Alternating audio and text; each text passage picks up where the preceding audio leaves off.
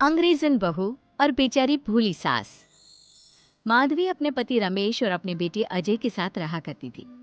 अजय का बचपन से एक ही सपना था कि वो अपनी आगे की पढ़ाई यूएसए में पूरी करे और इसीलिए वो यूएसए पढ़ाई करने के लिए चला जाता है। 3 साल बाद जब वो अपनी पढ़ाई पूरी करके आता है तो अपने बेटे के आने की खुशी में माधवी उसकी पसंद के कई तरह के पकवान बनाती है। और जब घर की डोरबेल बजती है तो माधवी अपने पति रमेश को कहती है, लगता है मेरा अजय आ गया है। आप यहीं बैठना, मैं दरवाजा खोलती हूँ। माधवी जल्दी से जाकर दरवाजा खोलती है तो दरवाजे पर अजय के साथ एक लड़की को देखकर वो अजय से पूछती है, ये कौन है बेटा? माँ, ये ग्रेटी है। हम दोनों यूएसए में साथ ही पढ़ते थे और अब ग्रेटी इस घर की बहू है। क्या बहू? अरे बेटा, तूने शादी कर ली और बताया भी नहीं। कम से कम अपनी माँ को बता तो देता कि तू अपने साथ इस घर की बहू लेकर आ रहा है। मैं बहू के आने की कुछ तैयारी तो कर लेती। कोई बात नहीं बहू, यही रुक, मैं अभी तेरे लिए पूजा की थाल लेकर आती हूँ। मॉम, आप अपनी ये फॉर्मेलिटीज बाद में पूरी कर लेना। Right now. अच्छा डार्लिंग, अपना रूम कहाँ है? कोई बात नहीं बहू, तुम पहले आराम कर लो, तब तक मैं तुम्हारे लिए चाय बना कर लाती हूँ। ब्रेटी अपनी सास की किसी भी बात का कोई जवाब नहीं देती और अपने रूम में जाकर सो जाती है।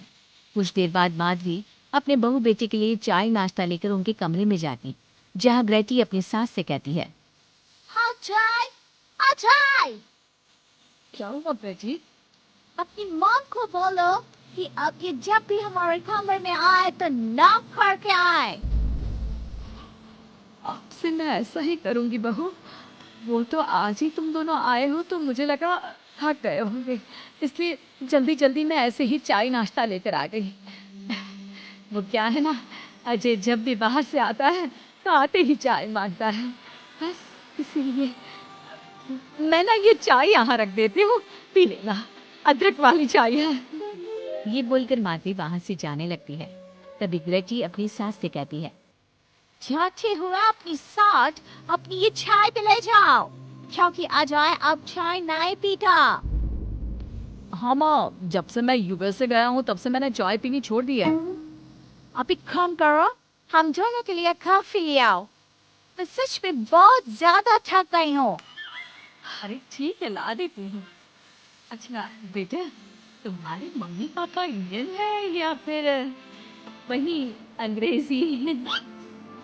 मेरे मम्मी पापा इंडियन हैं, पर मैं शुरू से यूएसए में रही हूँ, इसलिए मैं खुद को अंग्रेजी मानती हूँ।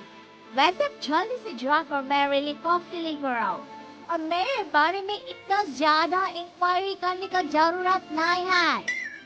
अरे हाँ हाँ, अभी लाती हूँ।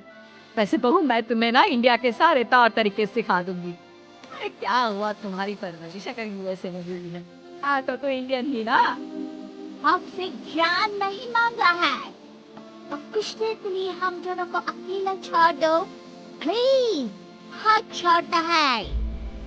अपनी बहू की बात सुनकर माधवी भाषण चली जाती है। माधवी का उतरा हुआ चेहरा देखकर रमेश माधवी से कहता है, हमने इस नालायक को बाहर पढ़ने के लिए भेजा था और इसने क्या किया, बाहर से अंग्रेजन बहू उठाकर ले आया।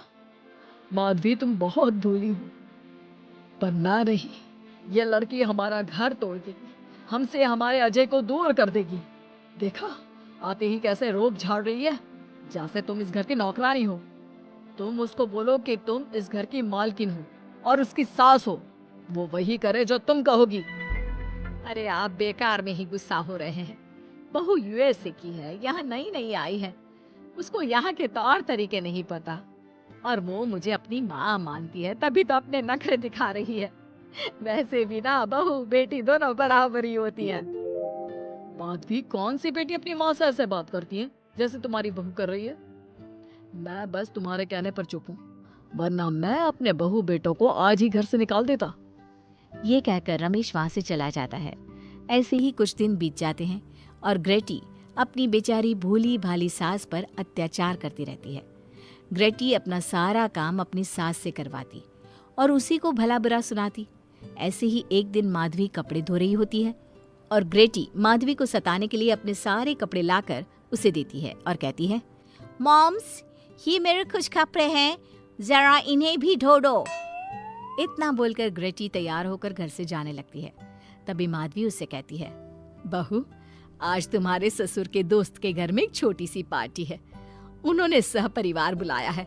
मैं चाहती हूँ कि तुम और अजय भी आज हमारे साथ वहाँ चलो और आज ना साड़ी पहनना। मॉम, अभी मैं क्लब जा रही हूँ, रात को मुझे टाइम मिलेगा तो आपके साथ चली जाऊंगी, पर सारी बारी नहीं पहनूंगी। ये कहकर ग्रेटी वहां से चली जाती है। शाम हो जाती है। सब ग्रेटी के घर आने का इंतजार करते हैं और इस वजह से कोई भी पार्टी में नहीं जा पाता। इंतजार करते करते रात के 12 बज जाते हैं। 12 बजे रात को ग्रेटी नशे की हालत में जख्मी घर आती है। अपनी बहू के सर और हाथ पर लगी चोट देखकर माधवी परेशान हो जाती है और जल्दी से फर्स्ट एड का बॉक्स लाकर अपनी बहू के सर पर पट्टी करती है।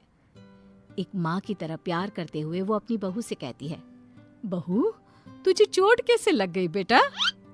मैं घर आ रही थी, एक बाइक वाले से मेरी चक्कर हो गई। कोई बात नहीं बेटा, कल सुबह होते ही तुझे अपने फैमिली डॉक्टर के पास ले जाऊंगी। अच्छा, अब तू ना आराम कर, मैं तेरे लिए अभी हल्दी वाला दूध लेकर आती हूँ। माधवी, मैंने तुम्हें पहले ही समझाया था, ये अंग्रेजन हमारे घर के लिए ठीक नहीं है, पर तुमने मेरी एक नहीं मानी। अब देख लो, आज इस अंग्रेजन बहू की वजह से सारे मोहल्ले में हमारी नाक कट गई है। आज सब हम पर हंसते हैं और ये सब कुछ तुम्हारी वजह से हुआ है, तुम्हारी छूट की वजह से हुआ है। ये कहकर रमेश अपने रूम में चला जाता है, पर माधवी अपनी बहू की पट्टी करके उसे उसके कमरे में जाकर सुला देती है। अगले दिन माधवी ग्रेटी को लेकर अपने फैमिली डॉक्टर के पास जाती है, जहां ग्रेटी देखती है कि उस डॉक्टर की बहू ने साड़ी पहनी है और एक संस्कारी बहू की तरह घर में पूजा पाठ करके अपने सास ससुर के पैर छूकर उनका सुबह सुबह आशीर्वाद लेती है। डॉक्टर की बहू को देखकर ग्रेटी को अपना बर्ताव याद आता है और उसे एहसास होता है कि वो अपनी भोली और मासूम सास के ऊपर कितना अत्याचार करती है, पर फिर भी माधवी सबसे लड़कर हमेशा उसका साथ देती है। ये सब देखकर ग्रेटी को पश्चाताप होता है और कुछ देर बाद वो दोनों दवाई लेकर घर आती है। जब माधवी ग्रेटी को दवाई खिलाने के लिए उसके पास जाती है तो, मॉम, मुझे माफ कर दीजिए, मैंने कभी भी आपके प्यार को नहीं समझा, आप पर इतना अत्याचार किया, आपकी बेइज्जती की, आपसे घर का सारा काम करवाया। आपने मुझे कितनी छूट दी, पर फिर भी मैं आपके साथ इतना बुरा करती थी। और आज जब मैं नशे की हालत में चोट खाकर घर आई तो भी आपने मुझसे कोई सवाल नहीं किया, उल्टा आपने मेरा साथ दिया, मेरी सेवा की। और जब मैंने डॉक्टर की बहू को देखा घर का काम करते हुए, अपने सास ससुर की सेवा करते हुए, तब जाकर मुझे एहसास हुआ कि मैं कितनी रॉन्ग थी। एक इंडियन होकर भी एक बहू के कर्तव्य से दूर रही और आपके ऊपर अपनी अंग्रेजी का रौब झाड़ती रही। मुझे माफ कर दीजिए सासू माँ। बेटा, अक्सर बच्चों से गलतियां हो जाती है। ऐसे भी सुबह का भूला अगर शाम को घर आ जाए तो उसे भूला नहीं कहते बहू। और मुझे बहुत अच्छा लग रहा है ये देखकर कि मेरी अंग्रेजन बहू कितनी समझदार हो गई है। जिसके बाद माधवी और ग्रेटी एक दूसरे को गले लगा लेती है और उसके बाद से ग्रेटी एक संस्कारी बहू की तरह रहती है और अपनी सास को किसी भी शिकायत का मौका नहीं देती। अपने सास ससुर की बहुत अच्छे से दिल से सेवा करती है।